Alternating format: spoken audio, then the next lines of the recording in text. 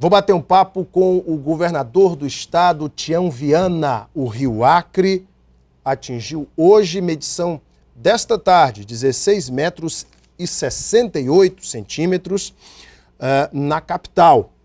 O abrigo público no Parque de Exposições já acolhe 871 famílias, ultrapassando o número de 3 mil pessoas. O governo do estado e a Prefeitura de Rio Branco já ampliaram os espaços de abrigo, inclusive lá no Ginásio Coberto, no bairro Aeroporto Velho, onde famílias também já estão sendo atendidas. 3 médicos, inclusive, estão ali disponíveis 24 horas por dia no Parque de Exposições para o atendimento de saúde também. É bom que se diga, várias ações são desenvolvidas, o Acre Solidário e o povo acreano, o próprio cidadão, tem se mobilizado para ajudar as pessoas nesse momento de acolhimento nos locais de abrigo. O governador nos fala desse trabalho e também dos desafios que uma enchente com alagação como essa, aliada à BR-364, que está invadida pelas águas do Rio Madeira, na maior enchente da história do Madeira. O governador nos fala sobre os desafios e como ele e sua equipe têm buscado minimizar os problemas dessa grande alagação. Governador, muito boa noite. Boa noite, Alan. Tudo bem? Estar aqui com você e os amigos do nosso Acre. Governador, não bastasse a cheia histórica do Rio Madeira, o Rio Acre, na última edição de hoje, 3 horas da tarde, chegou a 16 metros e 68 centímetros. O senhor tem acompanhado de perto os trabalhos, ontem mesmo estava, nós vamos ver as imagens que a TV Gazeta tem, mostramos ontem em nossos telejornais, dos balseiros, enfim, de todo esse trabalho da equipe para minimizar os problemas da alagação. Mas quais são os desafios, governador, de uma situação como essa? Olha, Alan, a situação é muito delicada, muito forte, nós podemos dizer. Se o povo do Acre não fosse um povo que teve sua formação histórica dentro de um ambiente de guerra, eu diria seguramente que esse é o maior desafio que o Acre já enfrentou. Não pelo problema interno do estado da alagação nossa, que está entre a maior dos últimos 5 anos, salvo a de 2012, mas pelo desafio externo, que está lá em Rondônia, que é o da BR-364, na área de Jaci, Paraná. Aquilo virou um oceano, literalmente um oceano. Você imagina que mais de 500 mil bois já morreram na Bolívia, que é onde essa água de onde essa água está vindo. Você imagina 500 milhões de quilos de carne de animais mortos colocados no meio do rio flutuando, a tragédia que se constitui, um prejuízo para o estado de Rondônia de mais de R$500 bilhão. O governo federal reconhece como a maior tragédia ambiental da Amazônia a situação de Rondônia, e nós temos dependência da rodovia federal para a integração dos nossos bens de consumo, duráveis, não duráveis, e todo o ambiente de infraestrutura ao desenvolvimento que o Acre vive. Tem, nenhum lugar do mundo vive sem áreas de comunicação e de integração, e o Acre tem como principal via a BR-364. Então, é uma situação muito forte. Dentro do Acre, nós temos alguns milhares de pessoas nas áreas de abrigo, mas numa ação harmoniosa, de muita solidariedade entre o governo e a prefeitura. O prefeito Marcos Alexandre se desloca para um lado, pegando na mão das pessoas até de madrugada, eu cuidando de prevenir a crise de abastecimento do Acre em outro, mandando a equipe, pedindo para a equipe de governo ser solidária, e a gente vai enfrentando com a sabedoria que o século inteiro de aprendizado das cheias deu. É fato que tem aumentado a frequência das cheias do Rio Acre nos últimos anos. E hoje nós estamos numa situação muito delicada, mas com a capacidade, pela experiência, de superar isso com o povo do Acre. O senhor falou do tema do risco do desabastecimento. Muitas pessoas correram ao mercado local em busca de comprar gás, outros foram aos postos de combustíveis para abastecer seus veículos, muitos inclusive armazenaram combustível em casa, o que é muito perigoso, não é recomendável. Há possibilidade, governador, de algum desabastecimento no caso desses produtos, verduras, por exemplo? Olha lá, a situação exige atenção e participação cuidadosa de todos.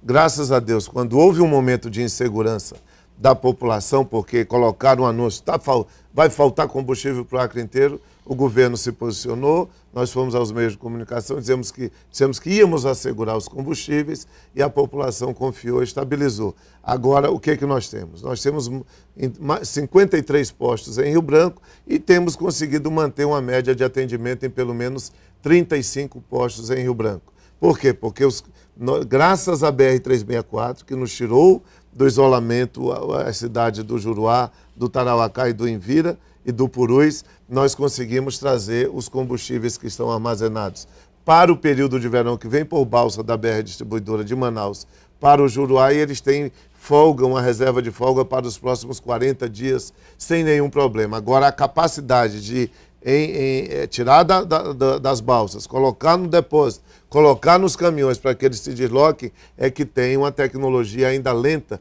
e que não dá para atender nos 53 postos de Rio Branco, mas atende, em mais de 35 tem atendido sem nenhum problema. E o que isso significa? Significa que combustíveis nós não teremos maior crise. A população está confiando, está acompanhando, vendo a dificuldade, mas vendo a estabilidade de atendimento que nós damos de um modo geral. A ameaça que nós tínhamos particular, o diesel S10, que é um diesel para veículos anteriores a 2012. Conseguimos anteontem um novo suprimento e estamos com a Agência Nacional do Petróleo todo dia tratando com a BR Distribuidora e tem chegado o caminho da solução, o gás. Já conseguimos para os próximos 15 dias. Temos a imagem, inclusive, produção, da balsa com o gás. Tem uma imagem muito interessante, foi mostrada ontem. Está aí a balsa, governador. Nós retomamos, Alan, de maneira firme a hidrovia do Rio Acre, que nunca poderia ter ficado esquecida. No passado, quando surgiu a rodovia, esqueceram a hidrovia, mas o Rio Acre é navegável e pode trazer muitos produtos, pelo menos 4 meses do ano. E nós tínhamos o Pará, o Amazonas como polos de abastecimento de produtos e rompemos com essa linha comercial e criamos só da via rodoviária. Nós estamos retomando, porque é sempre uma reserva, você não pode abrir mão. São Paulo tem a sua hidrovia. Verdade. Vários países do mundo usam suas hidrovias. Então, o que nós estamos fazendo? A rodovia é fundamental, a Ponte do Madeira é fundamental, as vias aéreas são fundamentais, mas a hidrovia tem que ser considerada. Então, estamos com mais de 8.000 toneladas em deslocamento de Manaus para cá, de alimentos, de combustíveis, de derivados de asfalto, de gás e atendendo necessidades. Outra hidrovia forte se desloca para o Tarauacá em Vira, como já faz todos os anos, e outra para o Rio Juruá e outra para o Rio Purus também, atendendo algumas cidades mais altas do estado do Acre, na região do Rio Purus. Recentemente, o presidente da Confederação Nacional de Transportes, o senador mineiro Clésio Andrade, ele falava exatamente disso, que o Brasil precisava retomar outros modais, como as ferrovias e as hidrovias.